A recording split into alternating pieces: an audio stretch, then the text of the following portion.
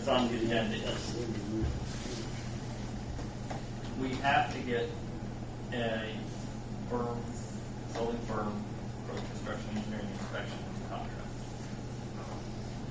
We've got to get that done prior to the letting, so we're on a pretty short timeline. As a matter of fact, the advertisement requesting proposals is on the NDOT website now.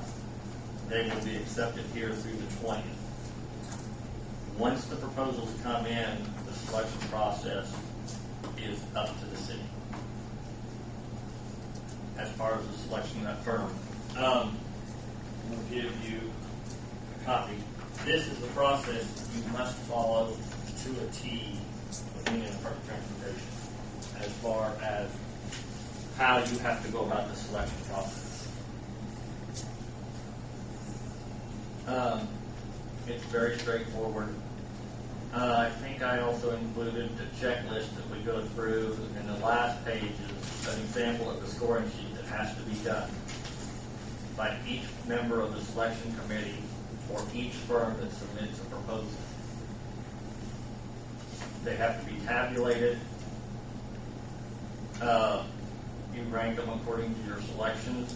They're then forwarded to the district office where they're reviewed by the contract specialist. He'll go over them. Once he approves them, they're then forwarded on to Indianapolis where the selection review committee has to review your decision. Once they review it and they agree with your ranking, then it is the city's responsibility to negotiate a contract with the selected firm. And these proposals come to the city of Greensburg. They will come to the city of Greensburg. Now, who is on the selection committee is entirely left up to the city. Didn't you have a selection committee for something else earlier this year? A little thing. It was a very small thing. It was the same scoring, But wasn't it? similar to that, yes. This one, you'll notice up on the upper boxes, there's past history scores that are provided by NDOT. They keep a database of all consultants' performance on similar projects, and they will actually enter those scores. And the people who get to propose, they are already pre-approved through. They're all pre-qualified. They have to be pre-qualified, I believe, in section 12.1. And anybody, any consulting firm that is pre-qualified by NDOT can submit a proposal. I know for a fact that they spoke up at the meeting I attended last Wednesday. There's 237 consulting firms pre-qualified to do construction inspection at 12.1. I hope there will be much more than 37. How many would you do this week? I would say probably between 10 and 15. Oh, okay. That'd be a reasonable number. Now, they will have a goal that they have to achieve as part of affirmative action, but that's their responsibility, and they submit their affirmative action agreement when they submit their proposal. We will have that documentation when we forward that on to NDOT. I'm not asking for any decision. I'm just giving it to you. I want you to know that in 9 days,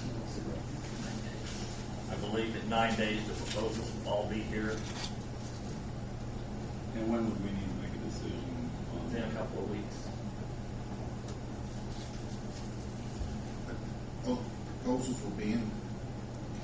Now, if what I'm trying to do we accomplish by hiring a city civil engineer, then we would not have to go through this process, correct? I don't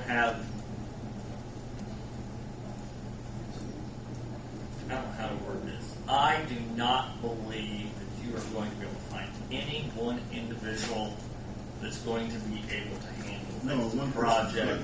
One person couldn't. It's going to take a minimum of 3. I just can't even foresee it.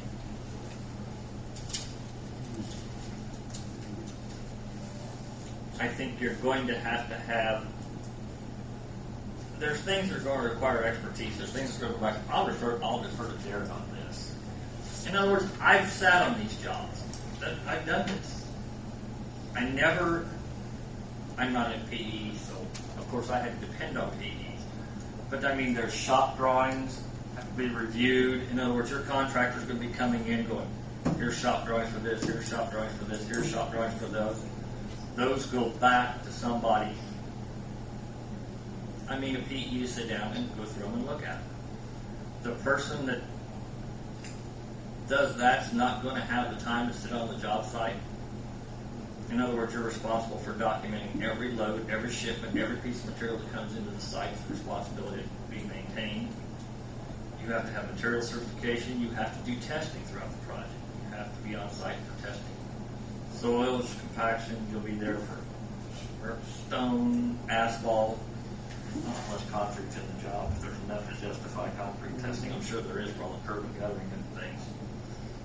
In other words, it's a huge responsibility. Most things we wouldn't have the tools. Yeah, first off, we don't have the to do testing equipment to do so it. we'd have subcontractors. I mean, I can be honest, if going back to my previous life, there would probably be 2 people out there on the job full time, and there would be somebody in the office that was the ultimate responsible doing a lot of the work on that.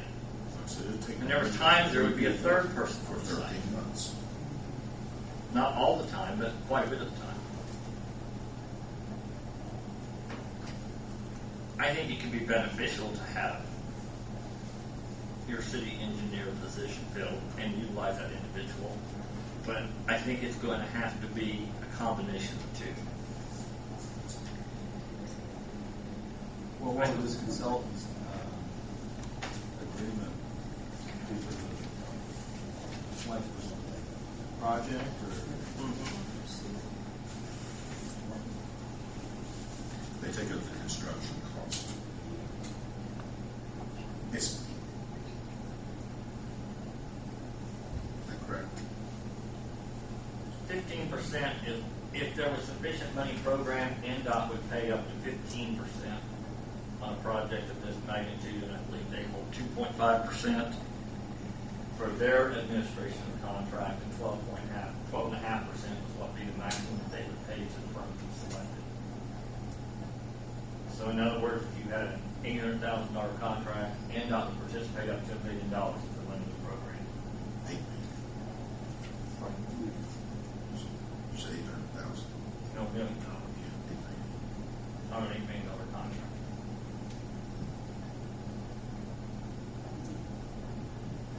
So you anticipate that within 9 days we'll have 10 to 15 vendors. And at that point, For the number of phone calls I've had, yeah, I'd be willing to say at least that. at that point, the selection committee would Have to sit down. My suggestion, let's say you end up with a dozen of them, I think you need to go through every individual member needs to read through them, make their own notes, do a scoring per se, that they can do and individually. the top as well, 4, the top 3 or 4, yes, you can do them. You don't have to read through every individually, and probably narrow it down to what I call short list of the top 3 or 4, and then try to schedule appointments where the 3 or 4 firms that you've got on your short list can come in. You can meet the key personnel, find out who they're going to have on site, get an idea of what they've done, probably make some calls, talk to some references. So I wasn't anticipating coming up names for the committee tonight. Oh, I'm not asking about that. Just volunteer to be honest, no. They like 5 people, Herb, which happens to coincide the same number of bowling. Bowling. How many? So minimum of 5. No, I think it's actually right now there is no minimum number. Well, yeah, there is. There's one. I was gonna say it'd be one then. 3 is what they strongly suggest, 3 to 5, and they prefer 5. The problem with 1 is if you look at the score sheet, it's very easy to get ties. The more people you have, you avoid that possibility.